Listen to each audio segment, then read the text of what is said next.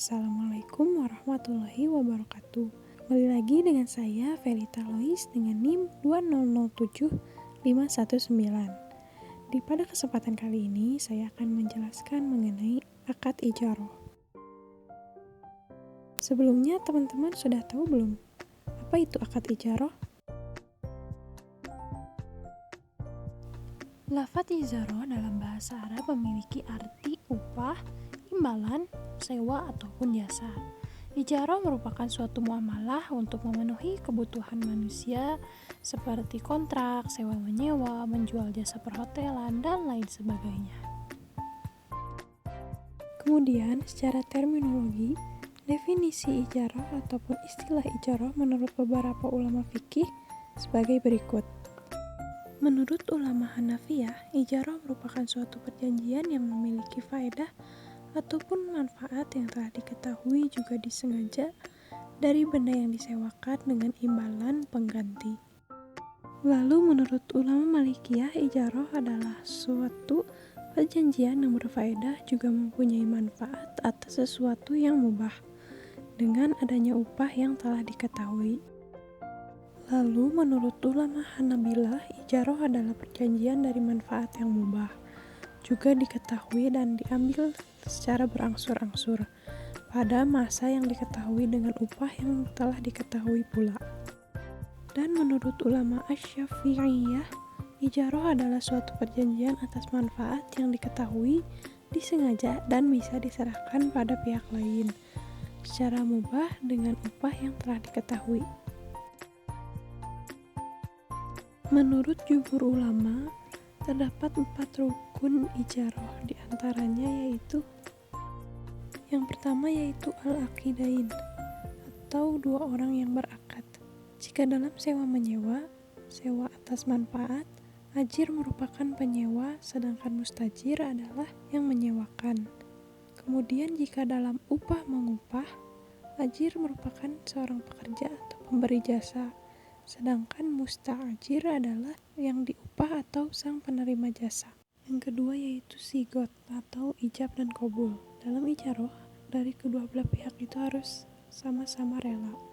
Maka ijab dan qabul ini menunjukkan adanya kerelaan daripada kedua belah pihak tersebut atau al-aqidain. Yang ketiga yaitu manfaat. Manfaat yang diterima oleh penyewa.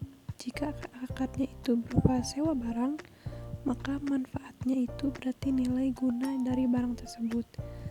Jika akadnya merupakan sewa jasa ataupun upah mengupah, maka yang dimaksud dari manfaat itu adalah pekerjaan yang diberikan oleh sang pemberi jasa. Yang keempat, ujroh, yaitu biaya sewa sebagai ganti dari manfaat yang telah diterima oleh penyewa ataupun upah yang telah diberikan oleh penerima jasa kepada pemberi jasa. Selanjutnya yaitu dasar hukum ijarah. Menurut jumhur ulama, dasar hukum ijarah berdasarkan yang pertama yaitu Al-Quran.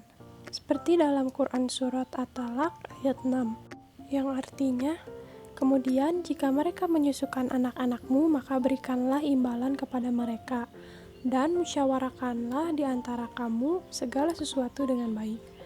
Dan jika kamu menemui kesulitan, maka perempuan lain boleh menyusukan anak itu untuknya. Lalu yang kedua yaitu berdasarkan hadis. Hadis riwayat Ibnu Majah yang berbunyi, berikanlah kepada seorang pekerja upahnya sebelum keringatnya kering. Lalu yang ketiga yaitu berdasarkan ijma. Ulama pada zaman sahabat telah sepakat akan kebolehannya akad ijarah atau jawaz. Hal ini didasarkan pada kebutuhan masyarakat akan jasa-jasa tertentu, seperti halnya kebutuhan akan barang, jasa, dan lain-lain. Ketika akad jual beli diperbolehkan, maka terjadi suatu kewajiban untuk memperbolehkan akad ijarah dari manfaat ataupun jasa. Karena pada hakikatnya akad ijarah juga merupakan akad jual beli, namun dengan objek, manfaat, atau jasa. Selanjutnya, jika berdasarkan jenis manfaatnya, maka ijarah terbagi menjadi 3 macam. Yang pertama yaitu ijarah untuk manfaat benda ataupun barang. Contohnya penyewaan benda seperti rental mobil, penyewaan komputer, sewa rumah, sewa AC, dan lain sebagainya. Yang kedua yaitu ijaroh untuk manfaat perbuatan. Contohnya yaitu seperti perbuatan dari jasa dari dokter, jasa arsitek, jasa desainer, jasa guru bimbel, jasa guru les, dan jasa-jasa lainnya.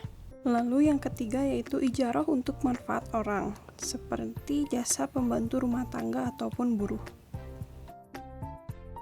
Pembahasan yang terakhir yaitu contoh kasus dari akad ijaroh yang berdasarkan benda atau manfaat barang. Zain merupakan seorang laki-laki yang memiliki usaha rental atau sewa mobil.